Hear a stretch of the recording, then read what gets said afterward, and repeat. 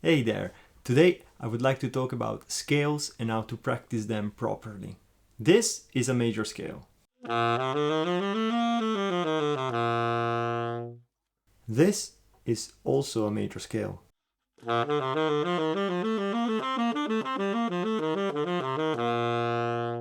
As well as this one.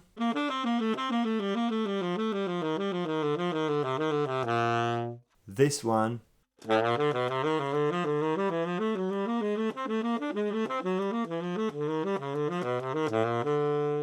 This is also a major scale.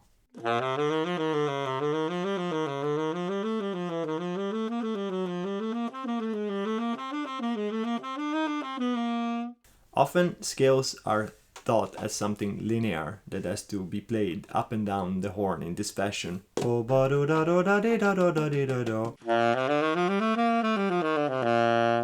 Actually, the term scale just refers to a way to organize the pitches of a determined key.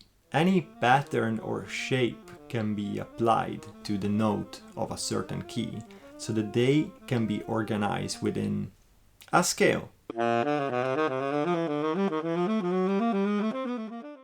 To maximize all the benefits that come from practicing scales, it is extremely important that we approach them properly.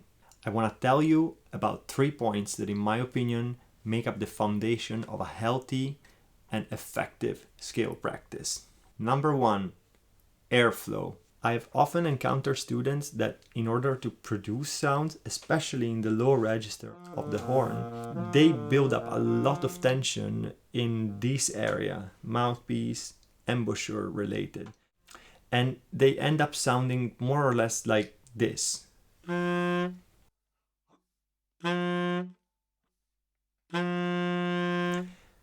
Even if a certain amount of pressure must exist on the reed so that the reed can be set in motion, vibrate, and effectively generate our sound, in my opinion, it's important to think of the airstream as something that continues directly through the horn.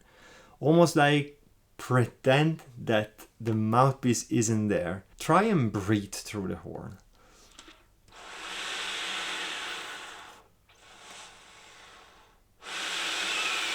A very good exercise consists in picking a note. Let's pick an easy note like G or A, something that is not difficult to play to begin with.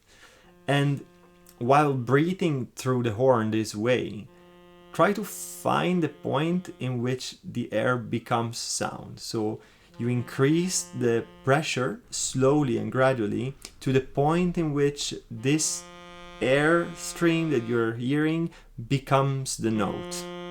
You don't need to put in any more effort than what's required for the reed to start vibrating. So, point 1, keep your airstream flowing and free. Almost treat your scale practice as a meditation. It should be something that calms you. If you feel that at any point you get tense so that you're straining yourself, go back, take a breath, and try to find that point in which that note resonates in the easiest way that is possible. In addition, I do not encourage students in the beginning to tongue every note. Instead, maintaining a continuous airstream while playing will ensure that your notes do not lack the required support. This is because sometimes people can use the tongue as a mean to get their note to speak more easily.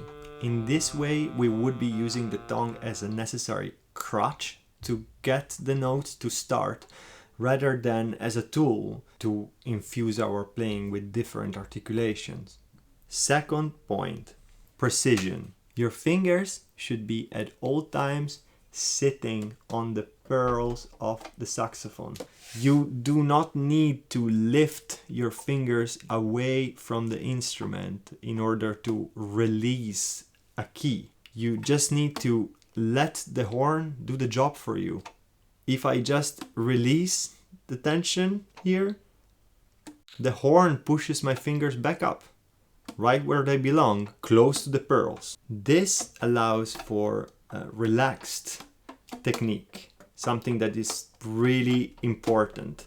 When you're playing your scales, you want to be relaxed on the instrument, both in the way you produce the sound and with your hands.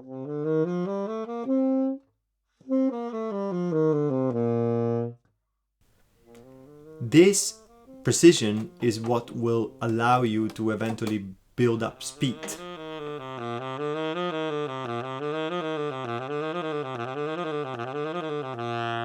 So whenever you're practicing scales, if you find that there is a particular passage, an area of that scale that is giving you troubles, do not be afraid to isolate that specific passage and try to keep everything in place. Your airstream relaxed and properly flowing through the horn, and your fingers at all times as close as possible to the instrument burls, to the saxophone's keyboard. You don't need to lift your fingers away from the horn. You can practice entire passages just by fingering them on the horn without playing. So you can set up your metronome and try to make your finger match the beat as precisely as possible. Be critical with yourself. Sometimes you will find yourself rushing, sometimes you might find yourself lagging behind the beat. Try to make so that you can hear the pads sealing the tone holes right with the beat. I don't know if you can hear this actually. Only use the amount of force that is necessary to close the pads, nothing more. Don't squeeze down the horn, just be gentle with it. Go slow. Play as slow as necessary for you to feel really comfortable with what you're playing. If at any moment you feel rushed or insecure, or you don't really know what is coming next, that's the signal for you to turn your metronome down. Slow down. You might find yourself having to play at a way slower tempo that you would like to admit you are comfortable at. But yeah, that is where you have to be in order to keep things growing. Third and last point, sing everything.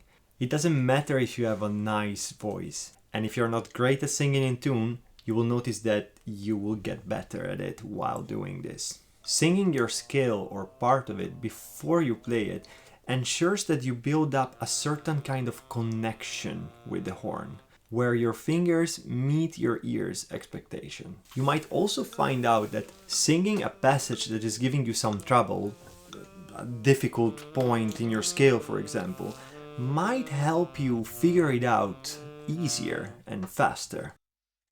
So don't be afraid to sing everything. Sing one single note and then play it. Sing a few notes of your scale pattern that you're practicing and then play it. Now, here's an example of how we could make our major scale evolve into a different pattern. Here I'm playing a C major scale on tenor, that's B flat concert if you're playing piano or guitar. So if instead of playing all of our notes in succession, we play the first, skip the second note of the scale and play the third. So we play the first and the third. We are making a little jump, let's say. If we continue this pattern from the second degree, we end up saying 2-4, right? In this case, we say we're playing the scale in broken thirds. So 1, 3, 2, 4, 3, 5, and so on.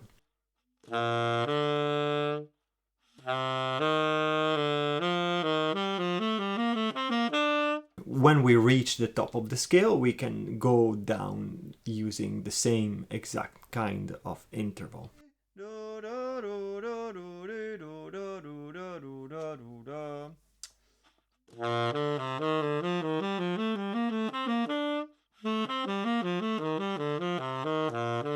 But hey, we could also invert this pattern, and instead of starting from the first degree, the root of our scale, instead starting from the third degree. So say 3-1, 4-2, 5-3, and so on.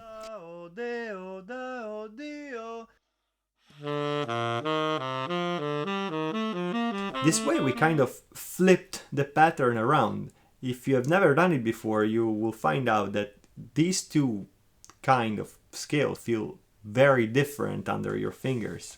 And here's yet something different that we can do. What if we mix up these directions by playing the first jump going upwards, 1 to 3, and the second one going downwards, 4 to 2. This way we end up playing a pattern that looks like 1, 3, 4, 2, 3, 5, and so on.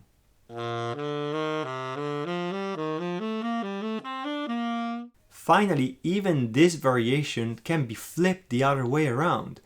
If we start from the third degree instead, and we keep the same idea of flipping directions while going upwards in the scale, we end up playing 3, 1, 2, 4, 5, 3, 4, 6, and so on, so on.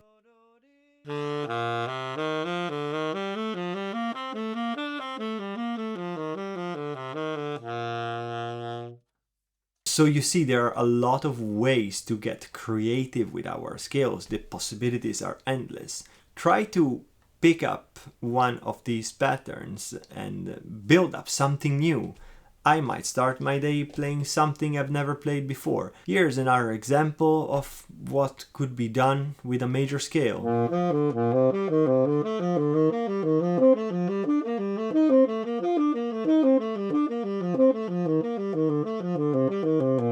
Alright, so here's a summary of the 3 points that you need to keep in mind if you want to practice your scales in an effective but especially healthy way. Point 1, keep your airstream steady. You can think of your diaphragm as something that wants to slow down the air by maintaining an overall steady pressure.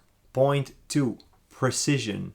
Keep your fingers as close as possible to your saxophone. Your fingers should feel relaxed and soft, but also bouncy and elastic, if this makes sense. Only bring up the metronome when you can go through a certain passage without any doubts, without feeling overwhelmed or rushed.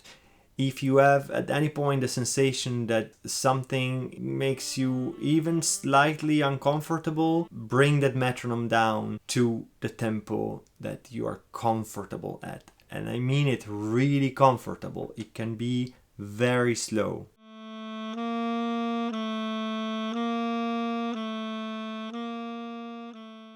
And finally, third, sing everything. Sing everything that you're going to play on your horn. Everything that you're putting your fingers on, you should sing it.